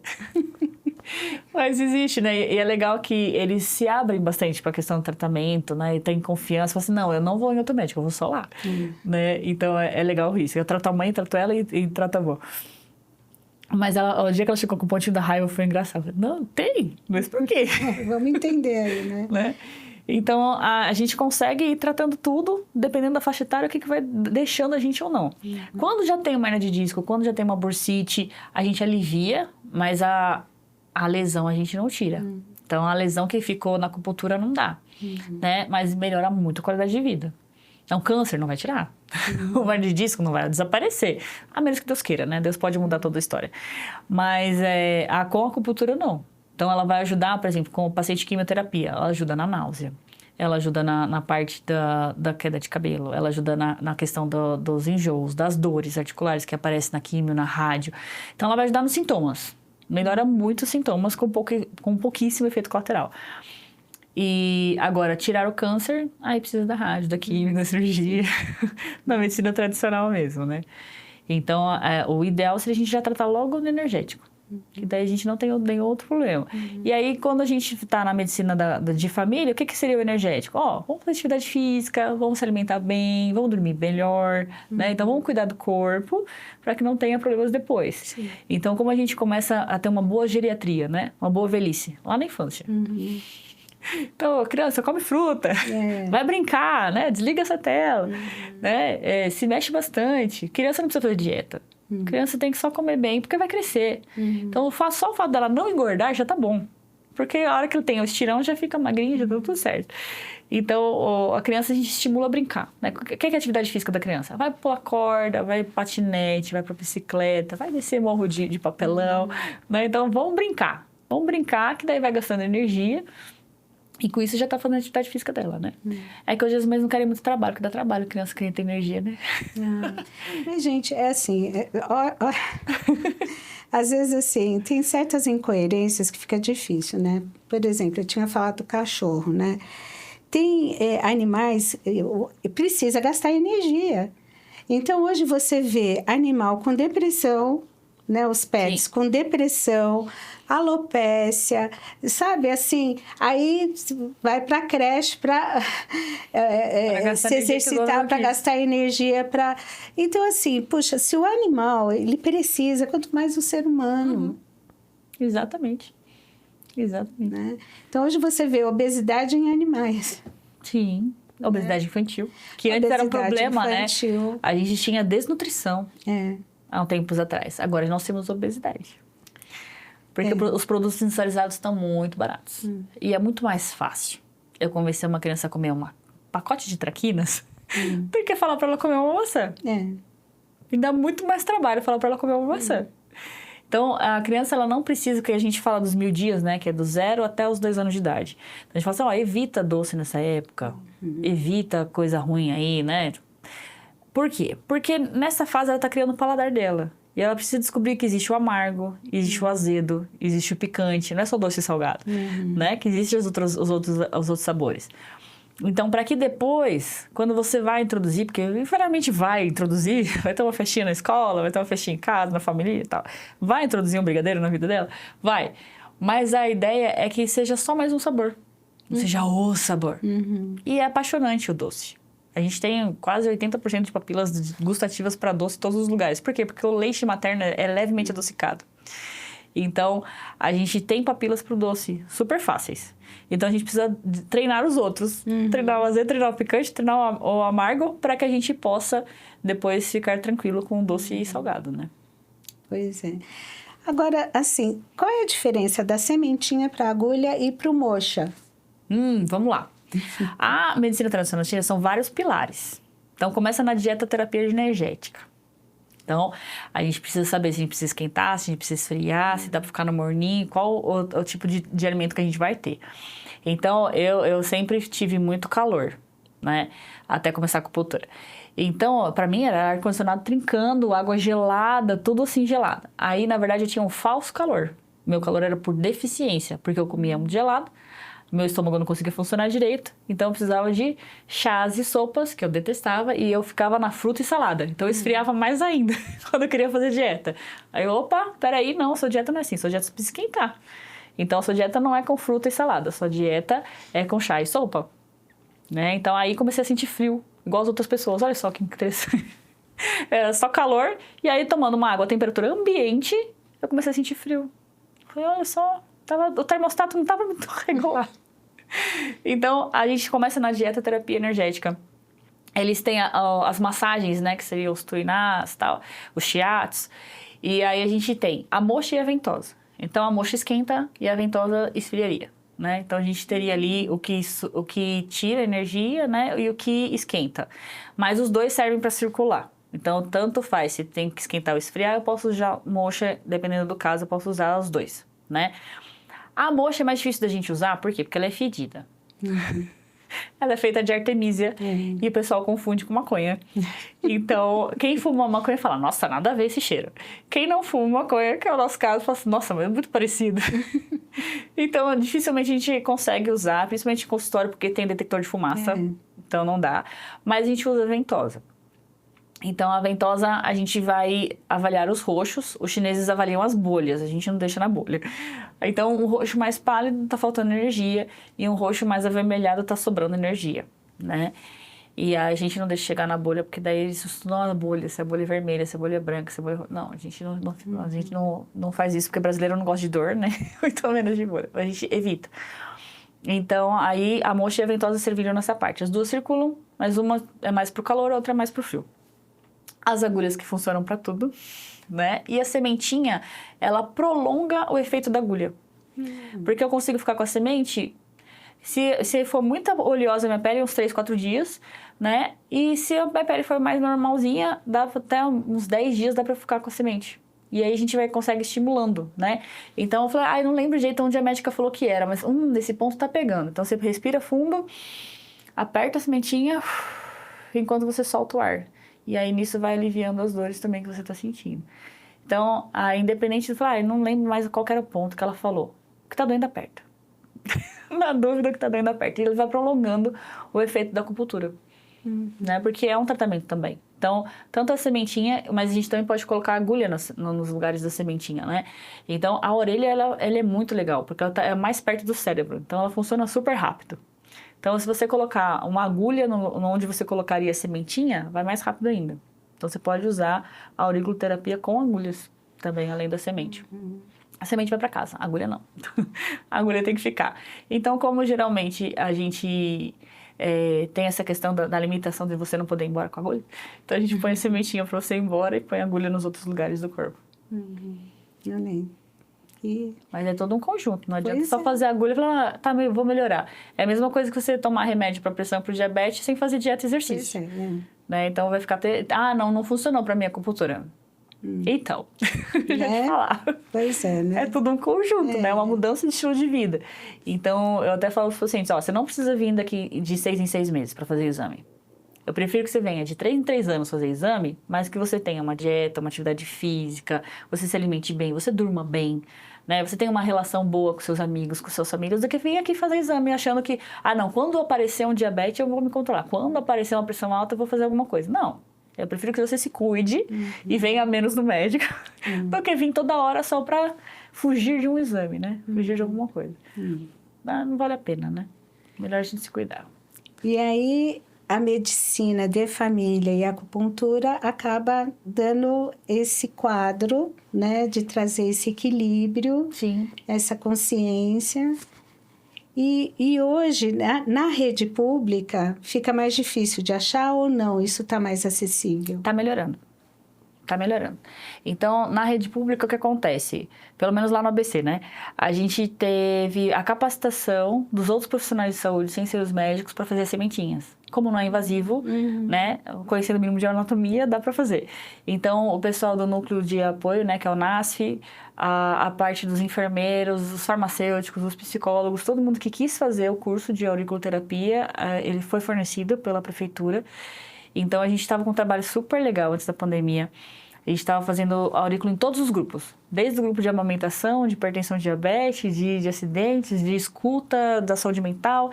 E a gente percebeu que tinha diminuído o uso de analgésicos e anti-inflamatórios da tomada de medicações na farmácia. E aí a gente já estava falando, agora vamos começar a juntar dados, né? Vamos começar a fazer as coisas, aí veio a pandemia e acabou todos os grupos. Mas tudo bem. A gente percebeu na prática que isso funcionou e foi super bem. Então existe isso e existe o AME que faz acupuntura também. Então a gente tem os ambulatórios nos AMEs que tem que ser encaminhado pelo especialista. Então a parte que está dificultosa é você chegar até o ortopedista para o ortopedista te pedir acupuntura. O médico de família ainda não pode pedir. Então, é só o especialista que pode. Então, essa parte que tá difícil no sistema de saúde. Mas a hora que você chega lá, tem vaga. Tá mais fácil, né? Então... E aí seria o ortopedista. O ortopedista, o reumato, o psiquiatra, né? Então, as especialidades que podem pedir acupuntura. Tá certo. No SUS. Então, por exemplo, uma pessoa que passa, né, pelo SUS... por uma especialidade, pode pedir para o médico fazer esse encaminhamento? Pode pedir. Ótimo. Pode pedir. E aí no AME, ele entra, geralmente faz as 10 sessões, aí depois se precisar, volta para fila de novo, para poder atender todo mundo também, né? Certo. Então eles fazem geralmente em bloquinhos de 10, que eu acho que já é bom, né? Uma vez por semana, 10 sessões, eu acho que já resolve bastante coisa. Então, é que daí a gente gosta tanto do efeito que a acupuntura faz, que você fala, eu quero todo dia. Porque a parte emocional controla muito. E aí, todo mundo, paciente que é muito ansioso, e aí você vai perder a fibromialgia, por exemplo, que tem a dor e tem a parte emocional. E eles se beneficiam com as agulhas e falam, cara, não quero largar isso aqui nunca mais. Então, mas a gente fecha o pacotinho de 10, e aí, atendendo todo mundo, voltou, aí ele volta pro ortopedista, pede um novo encaminhamento e continua fazendo o mesmo processo. Mas dá para pedir. Aí, viu, gente? Né? Então, é acessível, né? Tem que ter a espera, enfim, isso faz parte, mas é você ficar em casa, trancafiado, né? Ou deixando para amanhã, para depois, e aí as coisas só vão piorando. Não. Existe uma fila, mas se a gente nunca entrar na fila, nunca vai chegar. Nunca vai chegar a nossa senha, né? Então... Exatamente. Então, entra na fila. Uma hora chega. Sim. E tem melhorado bastante, né? Tem diminuído o preconceito dos próprios médicos, né? Em relação à questão da acupuntura, porque era muito charlatanismo, era muito nada a ver, né? Então, como tem tido essa comprovação científica, o reconhecimento, né? Então, tá melhorando essa parte dos encaminhamentos também, né? Porque às vezes o paciente pedia e falava, por que eu comer acupuntura? Pra quê?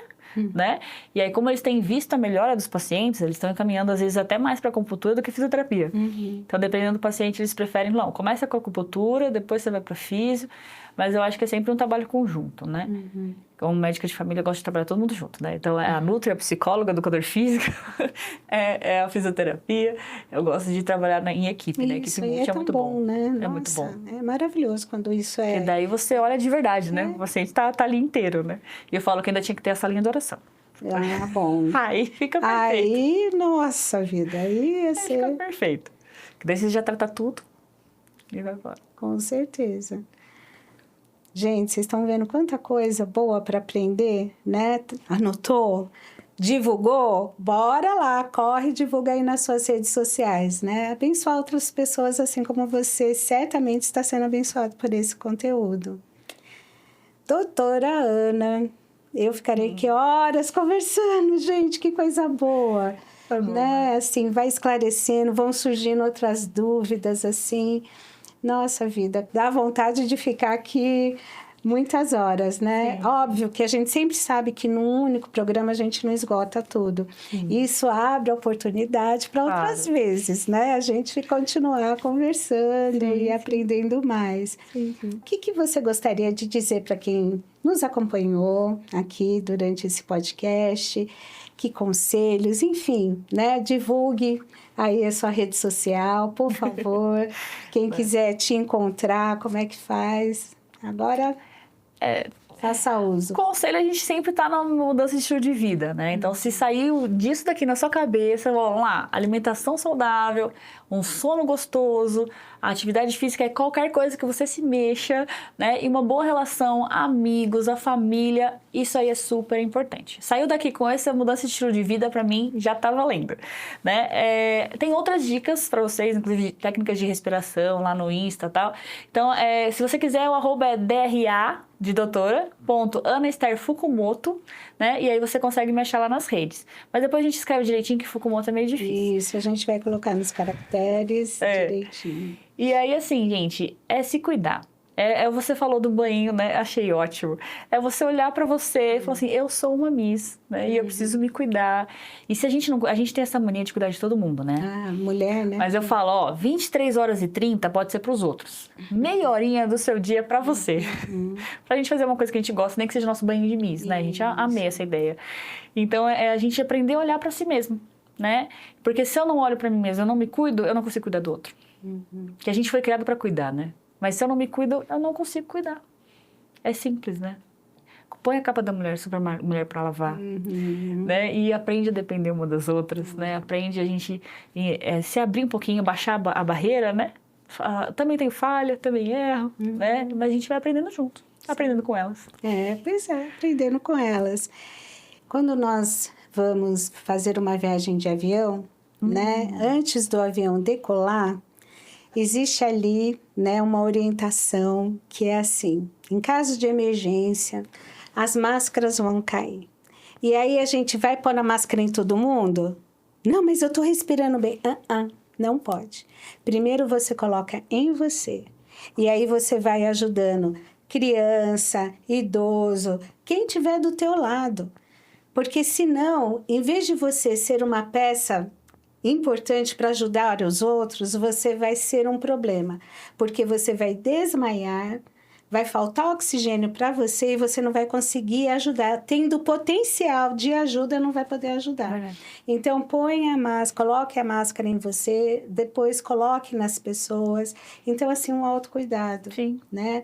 E eu acho que nós, como mulheres, precisamos aprender a fazer isso, reaprender, né? Dizer não vou fazer isso, vou delegar, né? E aí eu vou descobrir que o mundo não vai acabar, porque gente acha que a gente segura o mundo e a gente não segura. Uma outra coisa que eu faço também, né? Quando a pessoa vem, não, mas isso, aquilo outro, eu não posso deixar de fazer isso, tá? Eu mando plantar bananeira. Não, mas eu não consegue, vai, você consegue, eu te ajudo, eu seguro a tua perna, eu faço aí a pessoa, né, planta a bananeira lá com dificuldade e tudo, eu falei, como é que tá carregar o mundo? Porque você tá carregando o mundo nas mãos, você tá sentindo peso, você tá vendo como é difícil isso? Né? Então, não dá, né, vamos aliviar, né? Sim, tem coisa que a gente vai aprender a ressignificar coisas para nós mesmos. Né? Assim, no sentido de perceber que a gente não vai dar conta de tudo. Não vai.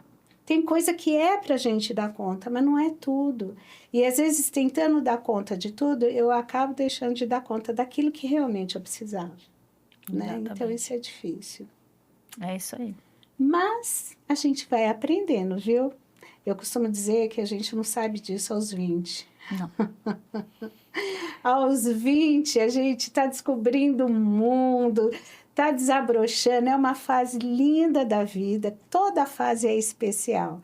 Mas eu acho que tem certas coisas que a gente vai aprendendo quando a gente vai avançando. Né? E aí a gente vai tendo que rever medidas, vai ter que... E às vezes o adoecimento faz a gente ter que parar, né? Sim. Porque senão, de outra forma, não pararia. Então, assim, triste, né? Não precisava adoecer para parar. Mas, assim... Mas a gente faz isso com o carro, né? Tá tendo barulhinho, tá tudo bem, tá andando. Aí tem um outro negócio, mas tá andando.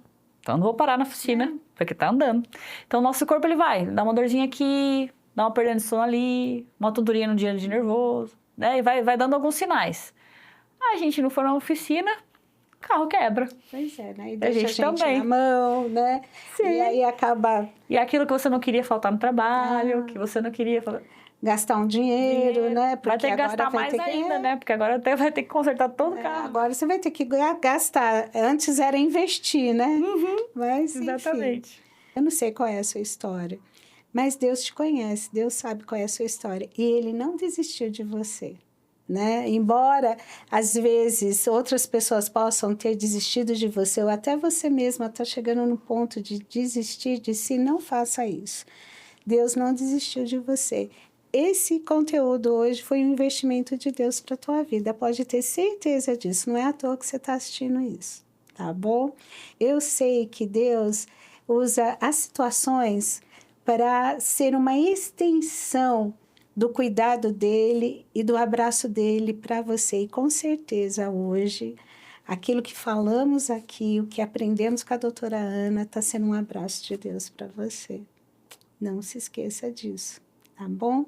Fique sempre atento e atenta ao podcast Aprendendo com Elas, porque sempre tem algo para aprender, né? E que Deus possa abençoar a tua vida em tudo. E não se esqueça, Deus te ama. Tchau. Tchau, tchau.